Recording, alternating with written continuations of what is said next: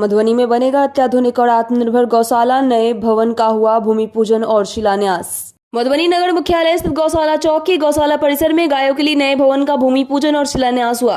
सन 1881 के बाद गौशाला में पहली बार भवन, गाय और चारे के लिए एक साथ आवंटन आया है। गौशाला के 50 फीट लंबे, 25 फीट चौड़े एवं भवन में तकरीबन 20 से अधिक गायों के रहने की व्यवस्था हो सकेगी।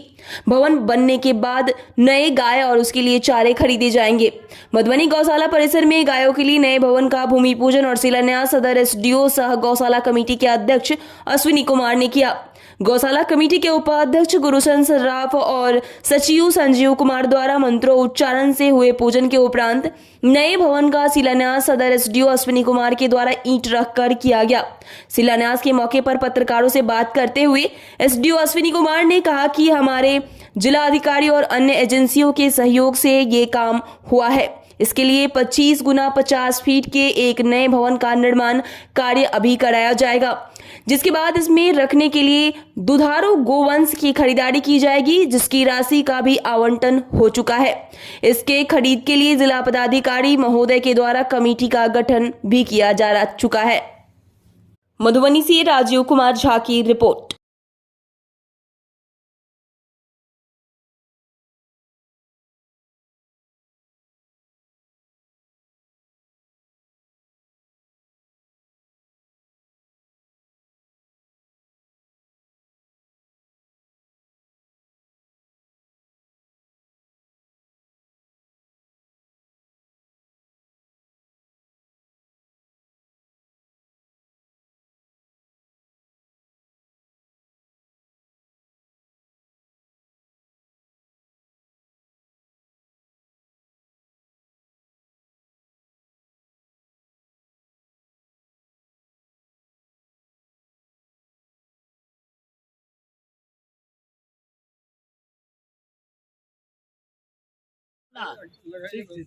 भी जाओ ना, बहुत पेड़ आपके नाम से भी पेड़ रहेगा।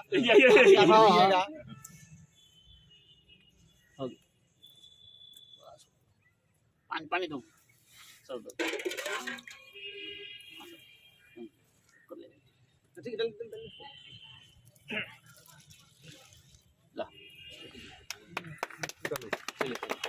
पिछले कुछ साल से यहाँ काफ़ी अनियमितताएं थी, लेकिन इधर अभी इसके जीर्णोद्धार का काम जोर शोर से शुरू हुआ है। आज एक नए शेड के लिए भी यहाँ मतलब भूमि पूजन वगैरह हुआ है। क्या कुछ प्लान है, क्योंकि ये ऐतिहासिक गौशाला रही है? इस कार्य के लिए हमें विभाग स्तर से भी सहयोग प्राप्त हुआ है।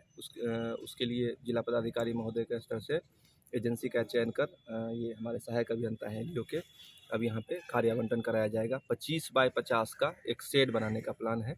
उसके बाद जो दुधारू गौवंश है उसको भी क्रय करने की कुछ राशि प्राप्त हुई है। उसके लिए कमेटी बनी हुई है, जिला पदाधिकारी महोदय के द्वारा ही बना दिया गया है। तो जैसे ही शेड तैयार होगा उसके बाद हम लोग गौवंश का भी क्रय करेंगे। सरकार का भी लक्ष्य है और हमारा भी लक्ष्य है कि जो हमारा गौशाला है वो एक ऑटो पायलट मोड में चले। सरकार से हमें कम से कम राशि लेने की आवश्यकता हो और गोवंश के विकास के साथ साथ गौशाला कुछ लाभ भी अर्जित करने में सक्षम हो, ताकि इस क्षेत्र का गौशाला के माध्यम से एक सामाजिक आर्थिक विकास हो सके।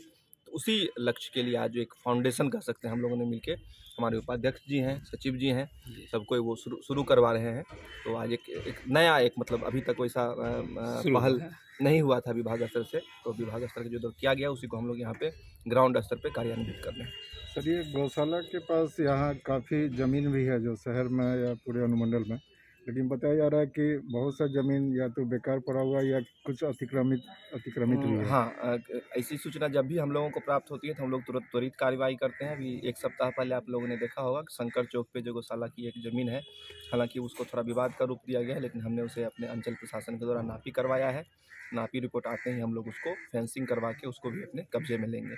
उसके बाद जो हमारा पोखरा है गौशाला का, उससे भी हम लोग शुद्ध आय अर्जित करते हैं।